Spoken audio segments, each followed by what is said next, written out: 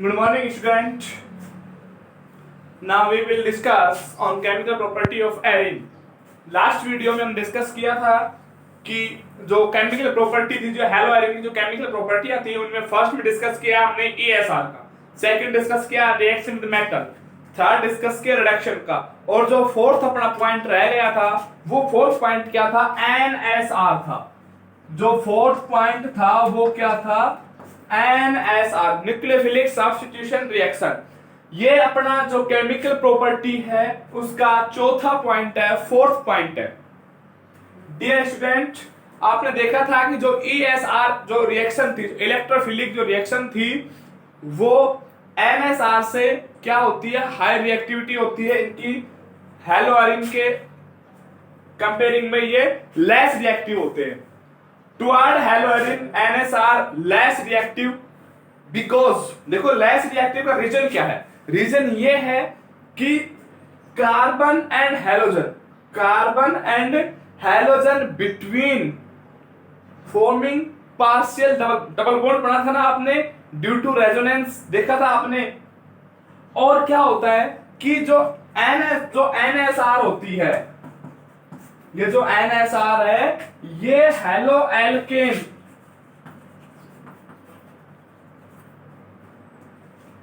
में तो ये मोर रिएक्टिव होती है। Toward halo alkane more reactive होती है, लेकिन टुवर्ड हेलो एरिन ये क्या होती है? लेस रिएक्टिव होती है। Toward hello Erin less reactive होती है, toward halo alkane more reactive होती है। देखो हेलो एल्केन में रीजन क्या होता है?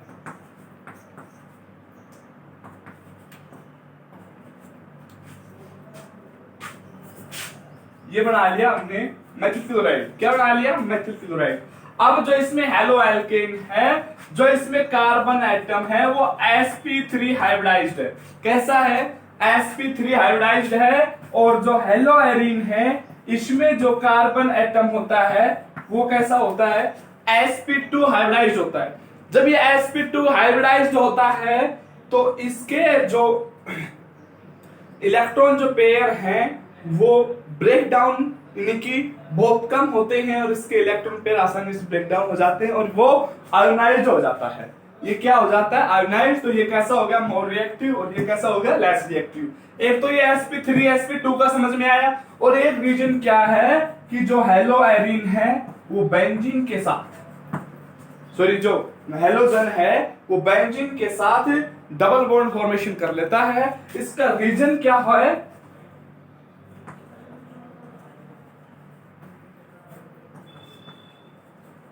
Due to resonance. रेजोनेंस के कारण ही इसमें क्या आते हैं? पार्शियल डबल बॉन्ड आते हैं, जिससे NSR जो न्यूक्लियोफिलिक होता है वो इस हेलोजन एटम को वहां से रिमूव करने में थोड़ी सी उसको प्रॉब्लम आती है, यानी कि उसको मोर एनर्जी रिक्वायरमेंट होती है। लेकिन आपको पता है कुछ कंडीशन होती है, कुछ कंडीशन में NSR होती है। वो कंडीशन क्या क्या है? हाई टेम्परेचर हो। आप किसी को भी टेम्परेचर हाई कर दो तो वो कौन सी रिएक्शन शो करेगा?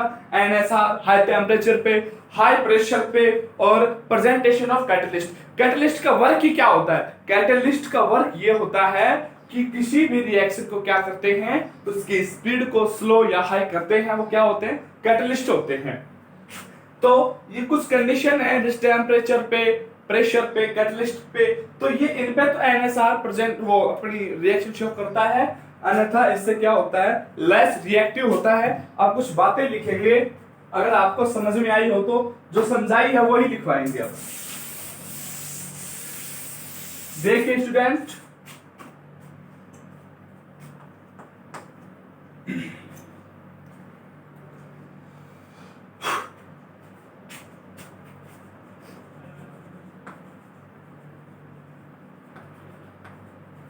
Hello Erin are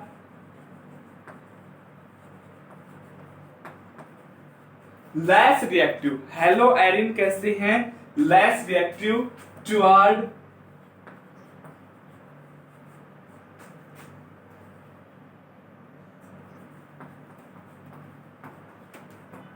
NSR। NSR toward क्या होते हैं? ये लेस रिएक्टिव होते हैं। आपको पता है क्यों?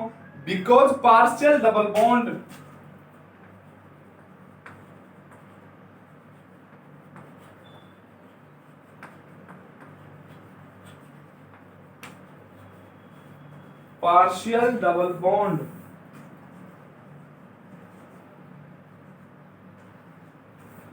कैसा double bond?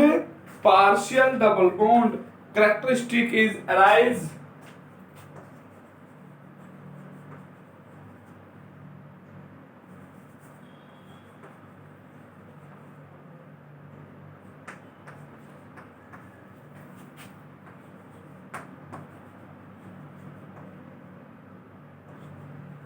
between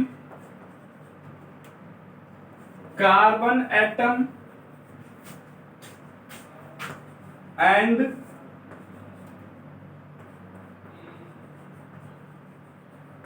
halogen atom due to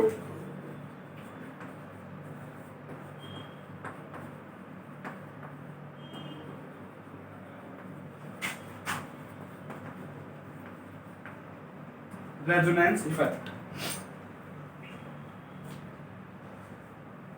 सबसे पहले हम आपको जानकारी देंगे। जानकारी ये है कि सैटरडे को आपका टेस्ट होगा मैथ और बायो का, मंडे को आपका टेस्ट होगा फिजिक्स का, ट्यूसडे को आपका टेस्ट होगा केमिस्ट्री का, और वेडनेसडे को जो टेस्ट होगा वो होगा इंग्लिश का। डियर स्टूडेंट, प्रिपरेशन करके तैयार रहना, समय बहुत कम है। समझ में आया किसका कब कब टेस्ट होगा? टेस्ट में जितना पढ़ा दिया गया उतना आएगा भाई। अब एनएसआर पे डिस्कस करेंगे, हम आ जाएंगे कि haloarene are less reactive toward NSR because partial double bond characteristic arise between carbon atom and halogen atom due to resonance effect. Resonance effect के कारण क्या होता है कि पार्शियल डबल बॉन्ड के कैरेक्टर अराइज होते हैं किस पर? हेलो एरिन में कार्बन और हैलोजन के मध्य, बिटवीन। अब देखेंगे आगे। बट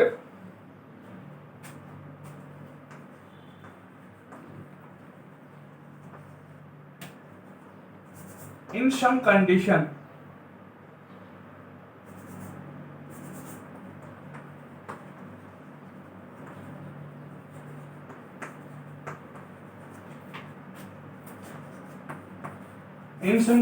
ब्रैकेट में लिख दी जैसे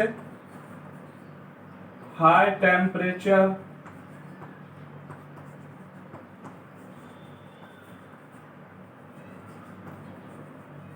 high pressure,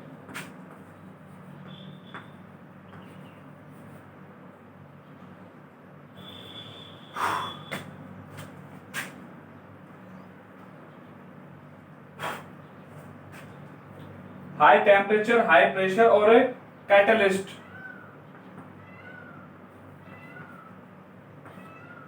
but in some condition NS R completed. कुछ कंडीशन में क्या है कि एनएसआर कंप्लीट होती है। देखो भाई, यहां पर ले लिया हमने Cl और रिएक्शन करा दी हमने NaOH से। अब इसमें न्यूक्लियोफिलिक कौन है? OH है। अब इसको हमने मानो टेम्परेचर ले लिया 625 केल्विन। 625 केल्विन। जो ये कैटलिस्ट है, सॉरी जो ये न्यूक्लियोफिलिक है, इसको क्या कर देगा? रिमूव कर देगा और Na के साथ Cl बाहर आ जाएगा और OH यहां पर जुड़ जाएगा, फिनॉल बन जाएगा। फिनॉल और ये NaCl।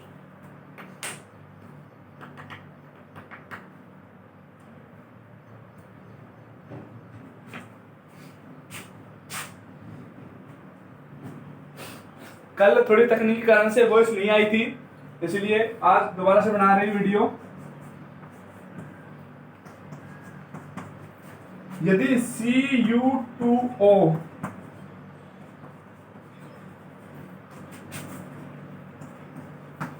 एसेंशियल पर देखिए, नहीं इसमें भी वही है, टेम्परेचर ही है 625। देखिए भाई यहां पर हमने कितने मोल ले लिए, 2 मोल। ध्यान से देखना भाई, कितने NH3 हैं, 2 एनिलीन बनेंगे, एक NH3, second NH3, first second. यहां से क्या निकला, एक हाइड्रोजन, यहां से भी क्या निकला, एक हाइड्रोजन। अब ये क्या बचा, NH2, ये भी क्या बचा, NH2। क्या बचे, NH2। यहां से कितने हाइड्रोजन निकले, 2, और कहां कनेक्ट हुए, एक O के साथ, क्या बनाया, H2O।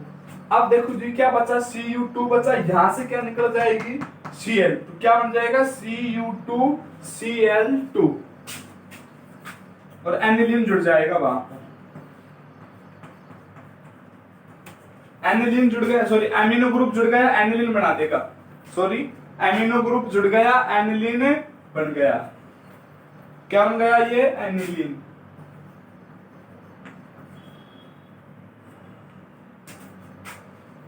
प्लस क्या बना, Cu2, 2 Cl बाहर हो गए, और 1 मोल किसका बाहर हो गया, H2O का।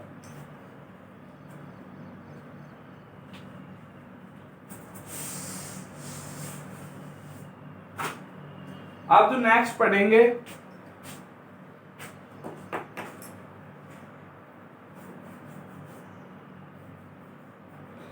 देखो अब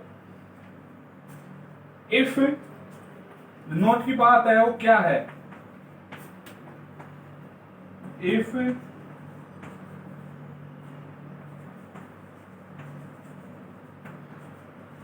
electrophile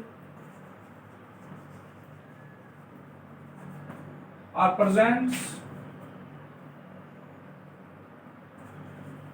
on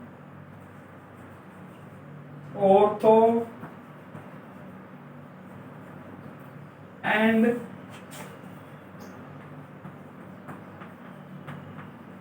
para position of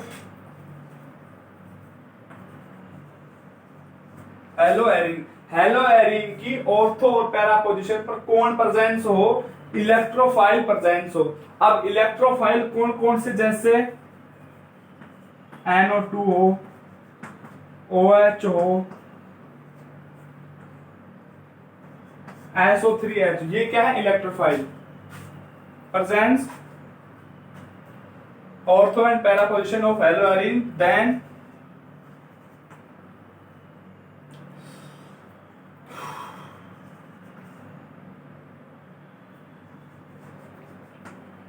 reactivity of NSR toward हेलोएरिन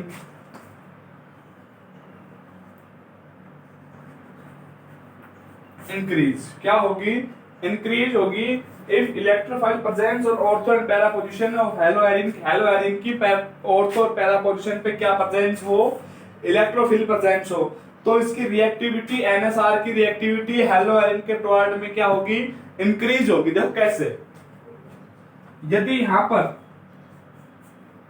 ये बेंजीन है, इस पर क्या है, क्लोरीन लगा दिया हमने, और ऑर्थो पोजीशन ये है पैरा ये है। अब इन पोजीशन पे क्या हो, किसी भी एक पोजीशन पे क्या हो, इलेक्ट्रोफाइल प्रेजेंस हो, तो इसकी रिएक्टिविटी क्या होगी, इंक्रीज होगी। Na के साथ Cl बाहर आ जाएगा, और यहां पर OH आ गया, यहां पर नाइट्रोफिनोल बन गया भाई, ऑर्थो नाइट्रोफिनोल, और ये क्या बन गया, NaCl।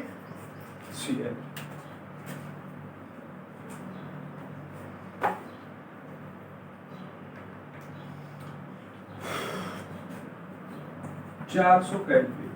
अब देखिए, यदि अब हम इसकी रिएक्शन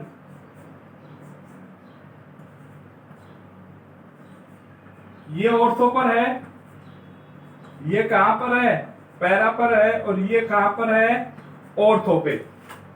देखो ऑर्थो पे, पैरा पे दिखाए गए, ध्यान से देखो सभी, सभी ध्यानपूर्वक देखो, ये पिक्रिल क्लोराइड है। क्या है? पिक्रिल क्लोराइड। ऑर्थो पे, पैरा पे, ऑर्थो पे। अब इसकी रिएक्शन हमने कराई NaCl से। किससे कराई? NaCl से, रूम टेम्परेचर, रूम टेम्परेचर पे। तो Na के साथ, सॉरी NaOH, तो Na के साथ कौन बाहर हो गया? Cl। Na के साथ कौन बाहर हो जाएगा? Cl। और OH कहां चला जाएगा? ये पिक्रिल क्लोराइड है,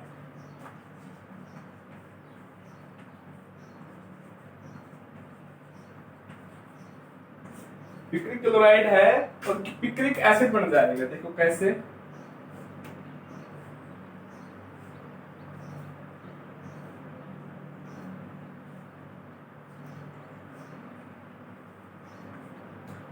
यहां पर क्या आ गया? OH, यहां पर भी क्या है? NO2, यहां भी क्या है? NO2, और यहां भी क्या है? NO2। तो ये क्या हो गया?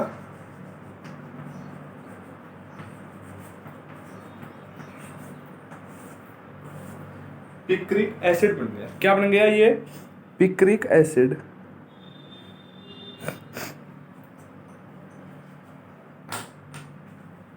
ध्यान से देखो एक बार,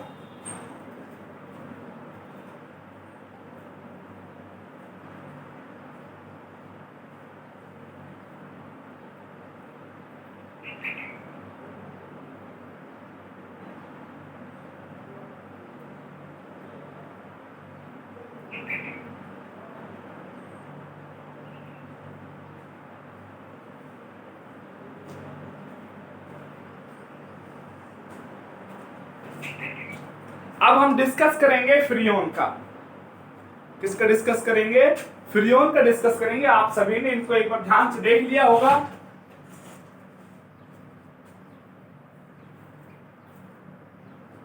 now we will discuss new topic, Freon.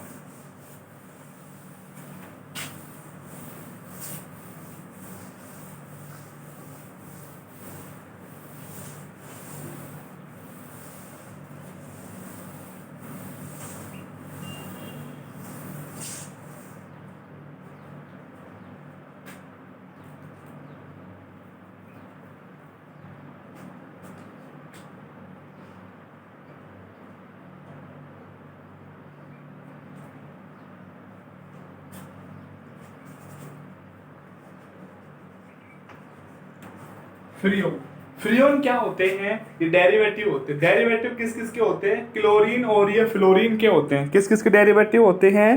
Chlorine और फ्लोरीन के डेरिवेटिव होते हैं। और जिनमें एथेन और मैथेन ही बस दो ही कार्बन के साथ ही रिएक्टिविटी शो करते हैं, जिनको हम CFC कह देते हैं, क्लोरोफ्लोरोकार्बन कह देते हैं। तो फ्रियोन क्या होते हैं? डेरिवेटिव होते हैं। किस किस के डेरिवेटिव होते हैं? फ्लोरीन और क्लोरीन के। डेरिवेटिव होते हैं किस किस के? फ्लोरीन एंड क्लोरीन के। Freon are obtain by, sorry पहले हमें इसकी डेफिनेशन लिखेंगे, प्रिपरेशन नहीं लिखेंगे।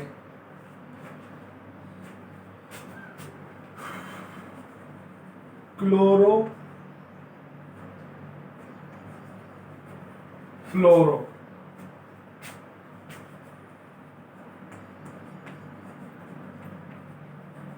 derivative of methane and ethane. Methane and ethane are known as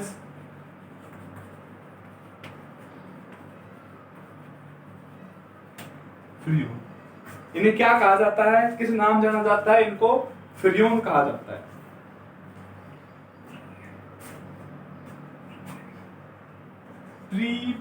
preparation, देखो भाई प्रिपरेशन कैसे करेंगे? देखो भाई, when CCl4 और C2Cl6 react with HF, सुना आपने? when CCl4 and CCl4 भी ले सकते हैं, C2Cl6 भी ले सकते हैं, रिएक्ट विद HF, किससे रिएक्शन कराएं इनकी, HF से रिएक्शन कराएं, then we obtain CFC, it means freon, right. देखो when CCl4 and C2Cl6 react with HF,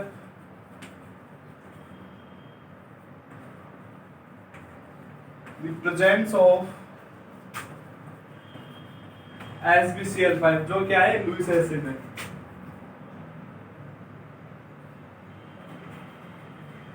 then form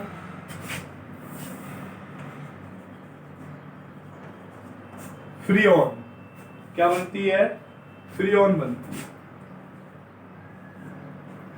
देखो भाई स्टूडेंट, हम यहाँ पर क्या ले लिया, CCl4 ले लिया, रिएक्शन कराते हैं HF से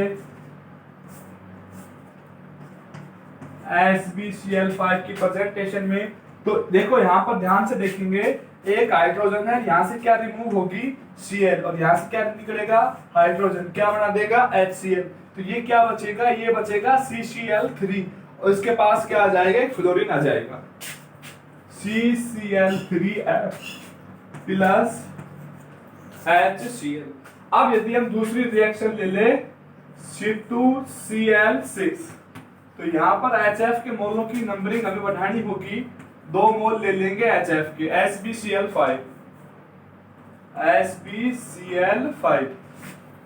अब देखो यहाँ पर कितने हाइड्रोजन है, यहाँ पर 2 हाइड्रोजन, कितने हाइड्रोजन है, 2 हाइड्रोजन, यहाँ से 2 Cl को निकाल देंगे तो क्या बच जाएगा C2Cl4, 2 Cl बाहर निकले किसके साथ, 2H के साथ, क्या बन जाएगा 2HCl बन जाएगा, और दोनों जो F थे वो इसके पास आ जाएंगे, क्या बन जाएगा C2Cl4F2 प्लस 2HCl। ध्यान से देखें, C2Cl4 भाई 6 था, 2 Cl बाहर हो गए, 2H इसके साथ जुड़ गए, 2F थे, C2Cl4F2 प्लस 2HCl।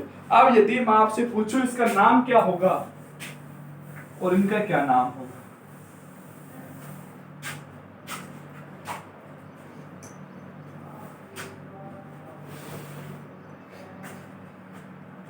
ये तो है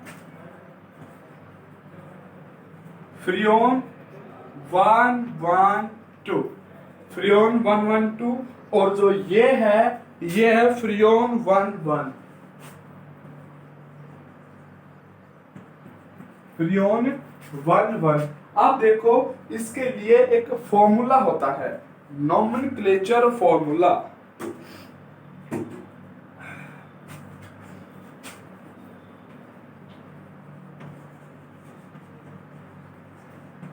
नोमेनक्लेचर ऑफ फ्रियोन,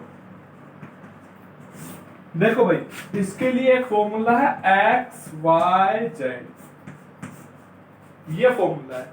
अगर आपको ये याद है तो आप आसानी से कर सकते हैं। ये फ्रियोन 1112 में ऊपर थोड़ा सा आप आसानी से कर दो। देखो x इक्वल टू क्या होता है, x equal to C-1। C-1 का मतलब क्या है कि कार्बन जितने भी हैं उनमें से एक घटा दो, ठीक है। y इक्वल टू क्या है, H+1, जितने भी H हैं उनको लिख के उसमें एक जोड़ दो, और Z बराबर क्या होता है, नंबर ऑफ फ्लोरीन, Z बराबर क्या होता है F। अब यदि मैं आपसे पूछूं CCl3F का नाम फ्रियोन 11 कैसे आया, तो CCl3F, तो यहां पर ध्यान दें कि X C-1, C कितना है 1 माइनस 1, Y बराबर क्या है H+1, H नहीं है तो क्या होगा 0+1, Z बराबर कितना है F, Z F कितना है इसमें 1, तो क्या हुआ, इसमें 0 बचा, ये 1 और ये 1, तो CCl3F इज इक्वल टू क्या आया, 11 आया। क्या आया, तो फ्रियोन कितना आया, ये 11 है। यदि हम बात करें इसकी C2Cl4F2, यहां पर ध्यान देंगे सभी, देखें x बराबर C माइनस 1, 2 माइनस 1, 2 कार्बन है, 2 में से 1 घटाएंगे, y कितना है, कुछ भी नहीं है, 0 प्लस 1, z बराबर नंबर ऑफ फ्लोरीन एटम कितने हैं, 2, 2 में से 1 गया तो 1, 0 प्लस 1, 2, तो ये क्या हो गया, फ्रियोन XYZ लिख देंगे 1 1 2। समझ में आया होगा आई थिंक।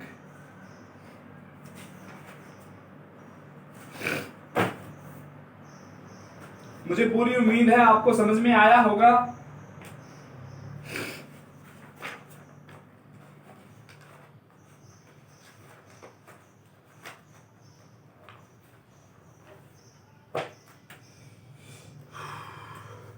पूरी उम्मीद है आपको समझ में आया होगा।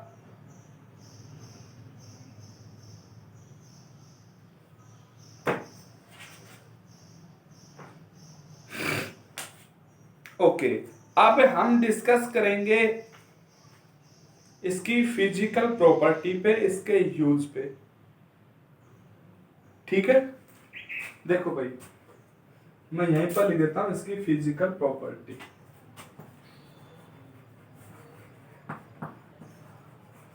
फिजिकल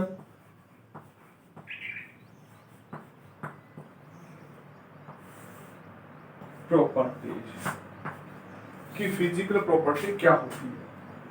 देखिए स्टूडेंट कि एक तो ये कैसा होता है, स्मेल लेस होता है, कलर लेस होता है और वेपर लिक्विड होते हैं। कैसे,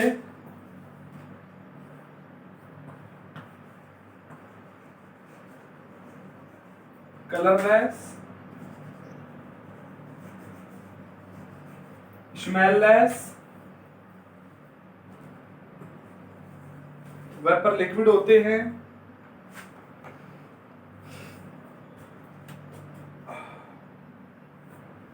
नॉन रिएक्टिव होते हैं,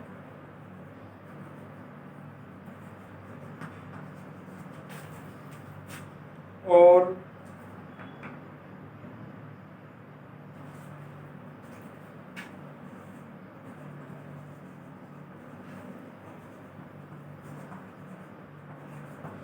वाष्प से लिक्विड होते हैं, नॉन रिएक्टिव होते हैं, कलरलेस होते हैं, स्मेललेस होते हैं। कौन, फ्रियोन। अब देखो फ्रियोन का यूजेज कहाँ कहाँ पे किया जाता है। यूजेज ऑफ फ्रियोन देखेंगे अब हम। जो इनका यूज किया जाता है फ्रिज में, एसी में, एरोसोल प्रोपेलेंट में। किस किस में यूजेज लिख देता हूं यहीं पर। यूजेज रेफ्रिजरेटर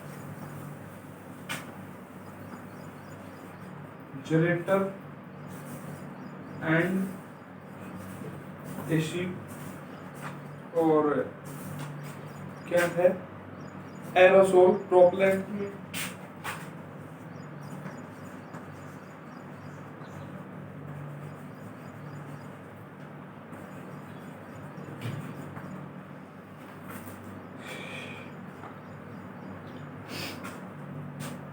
और नॉन रिएक्टिव सॉल्यूट में, नॉन रिएक्टिव